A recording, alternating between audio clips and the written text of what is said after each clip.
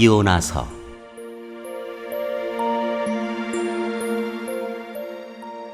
제1장.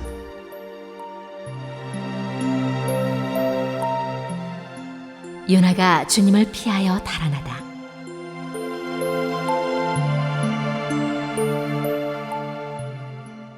주님께서 아미떼의 아들 요나에게 말씀하셨다. 너는 어서 저 큰 성읍 니느웨로 가서 그 성읍에 대고 외쳐라. 그들의 죄악이 내 앞에까지 이르렀다. 그러나 요나는 주님의 낯을 피하여 스페인으로 도망가려고 길을 떠나 요바로 내려갔다. 마침 스페인으로 떠나는 배를 만나 뱃삭을 내고 사람들과 함께 그 배를 탔다. 주님의 낯을 피하여 스페인으로 갈 셈이었다. 주님께서 바다 위로 큰 바람을 보내시니 바다에 태풍이 일어나서 배가 거의 부서지게 되었다. 뱃사람들은 두려움에 사로잡혀 저마다 저희 신들에게 부르짖고 저희들이 탄 배를 가볍게 하려고 배 안에 실은 짐을 바다에 내던졌다. 요나는 벌써부터 배 밑창으로 내려가 누워서 깊이 잠들어 있었다. 마침 선장이 그에게 와서 그를 보고 소리를 쳤다.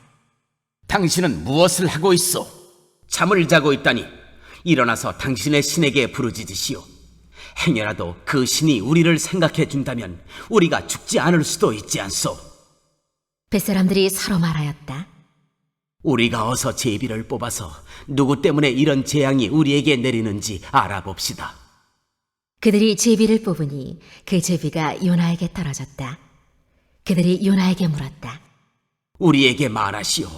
누구 때문에 이런 재앙이 우리에게 내렸소? 당신은 무엇을 하는 사람이며 어디서 오는 길이요? 어느 나라 사람이요? 어떤 백성이요? 그가 그들에게 대답하였다.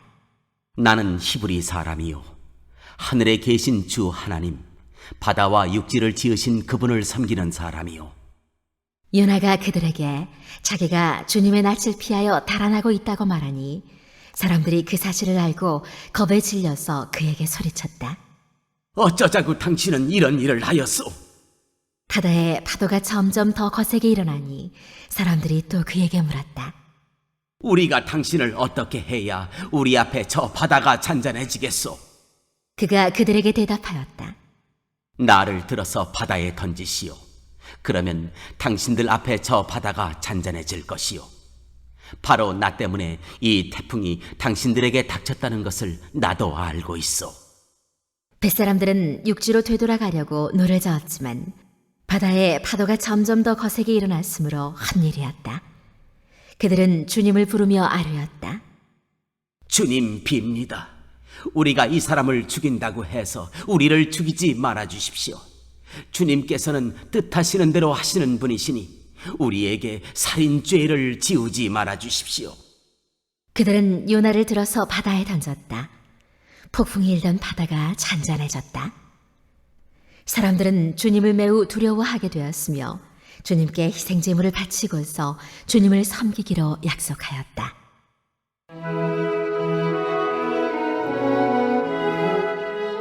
요나의 기도.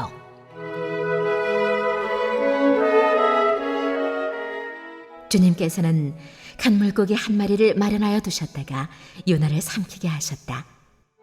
요나는 사흘 밤낮을 그 물고기 뱃속에서 지냈다.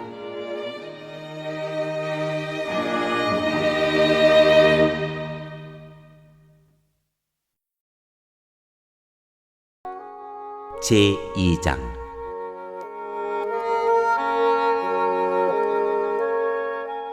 요나가 물고기 뱃속에서 주 하나님께 기도드리며 아뢰었다. 내가 고통스러울 때 주님께 불러 아뢰었더니 주님께서 내게 응답하셨습니다.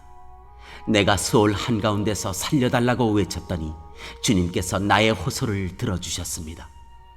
주님께서 나를 바다 한가운데 깊음 속으로 던지셨으므로 큰 물결이 나를 에워싸고 주님의 파도와 큰 물결이 내 위에 넘쳤습니다. 내가 주님께 아뢰기를 주님의 눈앞에서 쫓겨났어도 내가 반드시 주님 계신 성전을 다시 바라보겠습니다 하였습니다.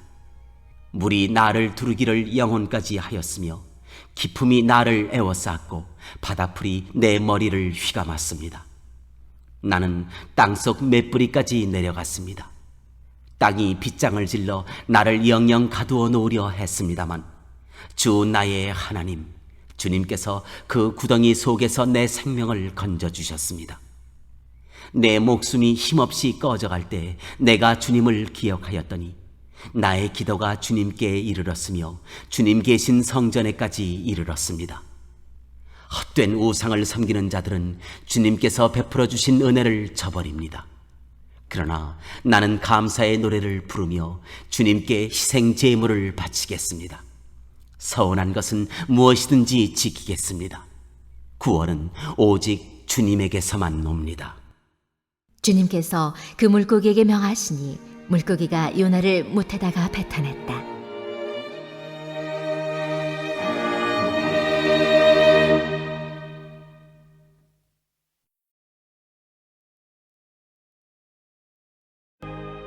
제3장.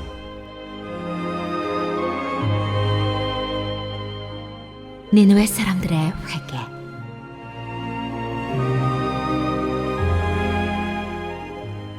주님께서 또다시 요나에게 말씀하셨다. 너는 어서 저 큰 성읍 니느웨로 가서 이제 내가 너에게 한 말을 그 성읍에 외쳐라. 요나는 주님께서 말씀하신 대로 곧 길을 떠나 니느웨로 갔다. 니느웨는 둘러보는 데만 사흘길이나 되는 아주 큰 성읍이다. 요나는 그 성읍으로 가서 하루길을 걸으며 큰 소리로 외쳤다. 40일만 지나면 니느웨가 무너진다. 그러자 니느웨 백성들은 하나님의 말씀을 믿고 금식을 선포하고 그들 가운데 가장 높은 사람으로부터 가장 낮은 사람에 이르기까지 모두 굵은 베옷을 입었다. 이 소문이 니느웨의 왕에게 전해지니 그도 임금의 의자에서 일어나 걸치고 있던 임금의 옷을 벗고 굵은 베옷을 입고 잿더미에 앉았다. 왕은 니느웨 백성에게 다음과 같이 선포하여 알렸다. 왕이 대신들과 더불어 내린 칙명을 따라서 사람이든 짐승이든 소떼든 양떼든 입에 아무것도 대서는 안 된다. 무엇을 먹어도 안 되고 물을 마셔도 안 된다. 사람이든 짐승이든 모두 굵은 베옷만을 걸치고 하나님께 힘껏 부르짖어라. 저마다 자기가 가던 나쁜 길에서 돌이키고 힘이 있다고 휘두르던 폭력을 그쳐라. 하나님께서 마음을 돌리고 노여움을 푸실지 누가 아느냐. 그러면 우리가 멸망하지 않을 수도 있다.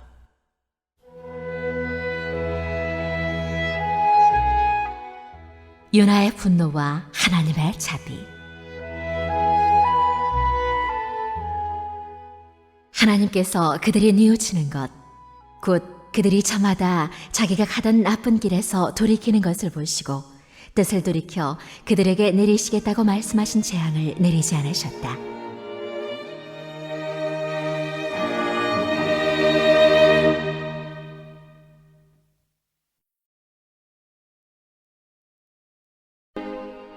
제4장.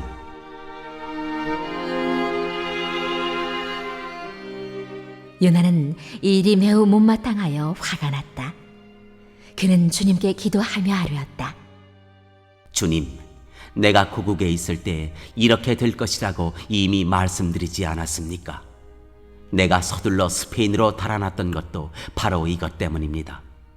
하나님은 은혜로우시며 자비로우시며 좀처럼 노하지 않으시며 사랑이 한없는 분이셔서 내리시려던 재앙마저 거두실 것임을 내가 알고 있었기 때문입니다.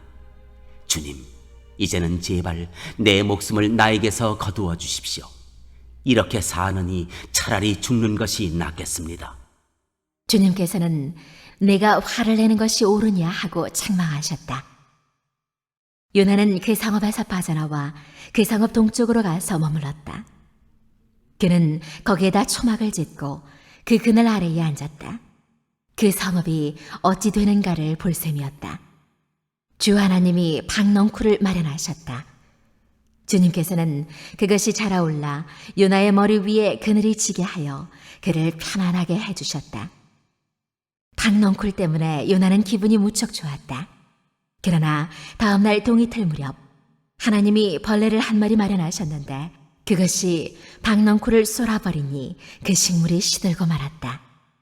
해가 뜨자 하나님이 찌는 듯이 뜨거운 동풍을 마련하셨다. 햇볕이 요나의 머리 위로 내리쬐니 그는 기력을 잃고 죽기를 자청하면서 말하였다. 이렇게 사느니 차라리 죽는 것이 더 낫겠습니다. 하나님이 요나에게 말씀하셨다. 박넝쿨이 죽었다고 내가 이렇게 화를 내는 것이 옳으냐? 요나가 대답하였다. 옳다뿐이겠습니까? 저는 화가 나서 죽겠습니다. 주님께서 말씀하셨다. 내가 수고하지도 않았고 내가 키운 것도 아니며 그저 하룻밤 사이에 자라났다가 하룻밤 사이에 죽어버린 이 식물을 내가 그처럼 아까워하는데 하물며 좌우를 가릴 줄 모르는 사람들이 12만 명도 더 되고 짐승들도 수없이 많은 이 큰 성읍 니느웨를 어찌 내가 아끼지 않겠느냐.